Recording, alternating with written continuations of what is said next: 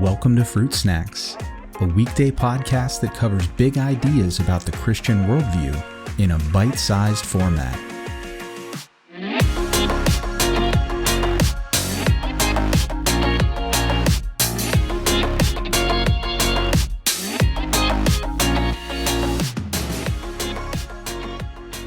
Well, hey everyone, welcome back to another week of Fruit Snacks. This week, we're going to continue our discussion of the Gospels, the manuscripts of the Bible, and even the canon. But this time, we're going to focus on the so-called lost Gospels or banned books that didn't make it into the New Testament. We're going to talk about what they are and why they weren't included. Now, you can read most, if not all, of these so-called lost gospels online. They're public domain, and if you want to look them up, you can find several sources where you can read English translations of them. I'm going to give you a brief overview of each one, and we're going to even read excerpts from them.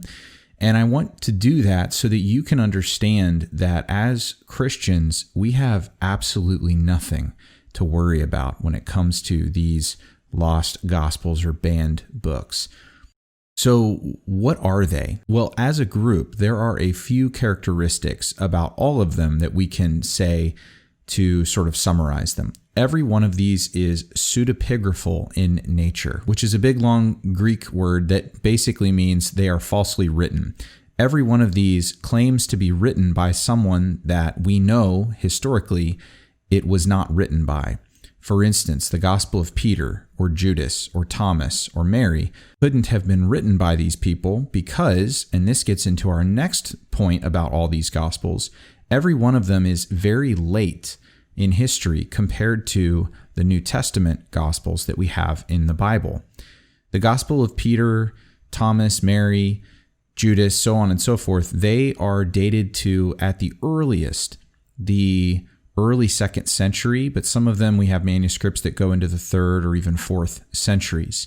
Now, it would be quite a feat for some of Jesus's apostles to have survived the 200 or so years necessary to write these Gospels.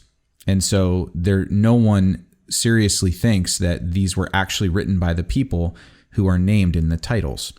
Another key distinguishing factor for all of them is that they are very Gnostic in the flavor of their teaching.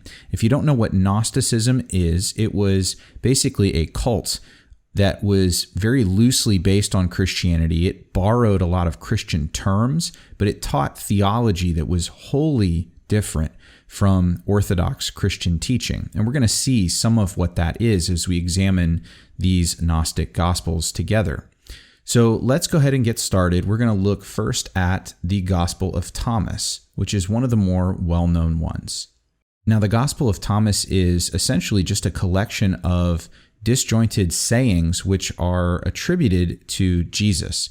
They don't have any context, and they just sort of randomly pop up, almost like a very disorganized book of Proverbs. But I'm going to read you several of these so you can get an idea of just the flavor of the Gospel of Thomas.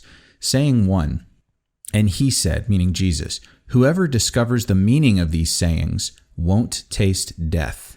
And this goes to a key Gnostic teaching, which we're going to see again as a theme, which is this idea of secret or hidden knowledge.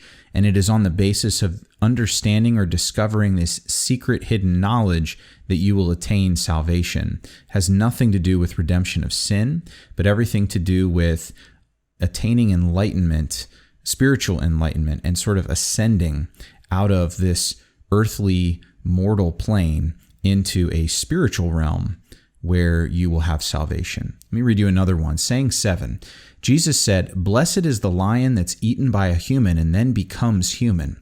But how awful for the human who's eaten by a lion and the lion becomes human." I have no idea what Jesus supposedly just said there. Let's look at another one. Saying 37, his disciples said, "When will you appear to us? When will we see you?"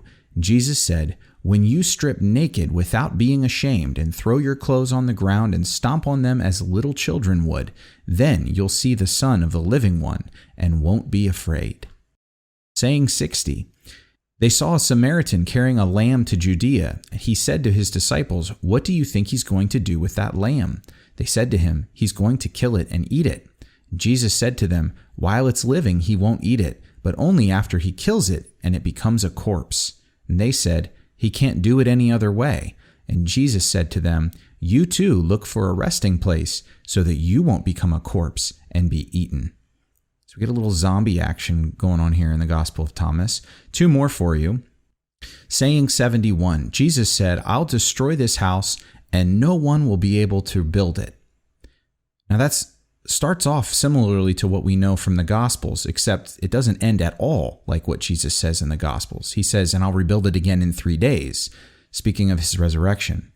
Resurrection is problematic for Gnostics, and bodily resurrection, that is, and we'll see more of that in the days to come. Last saying from Gospel of Thomas, this one's a doozy, and it's the very last verse to end up in this book. Saying 114, Simon Peter said to them, "Mary should leave us, because women aren't worthy of life." Ouch.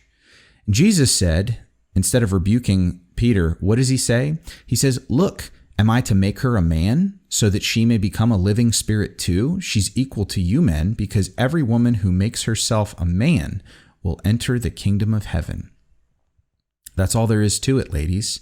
So I guess we get a little bit of divine gender reassignment surgery going on here right in the Gospel of Thomas. As you can see, this is just a hot mess of sayings that sound nothing like Jesus, nor do they sound like anything that you read in the New Testament. I'm going to look at one more of these today, and this is the Gospel of Mary. Since we were just talking about Mary, let's look at that one.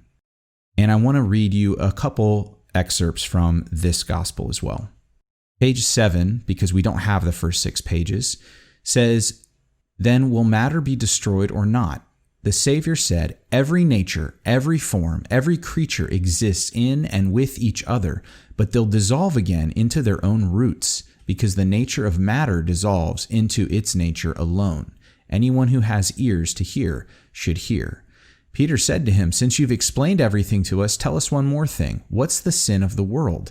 And the Savior said, "Sin doesn't exist, but you're the ones who make sin when you act in accordance with the nature of adultery, which is called sin." So sin doesn't exist according to Jesus in this passage, and therefore there's really no need for him to redeem from sin because sin isn't a thing. Instead, the Gospel of Mary is focused on the disciples overcoming so-called powers which take different forms.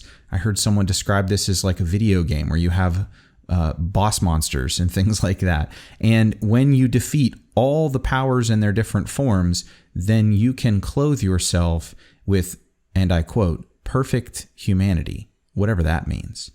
So these are two, the Gospel of Thomas, the Gospel of Mary. We're going to cover many more. We have, I think, 6 more to cover this week. And by the time we're all done, I hope that you're going to see that no Christian should be concerned about the content of these or whether or not somehow these belong in the Bible or have bombshell theology that we really need to be paying attention to as Christians today.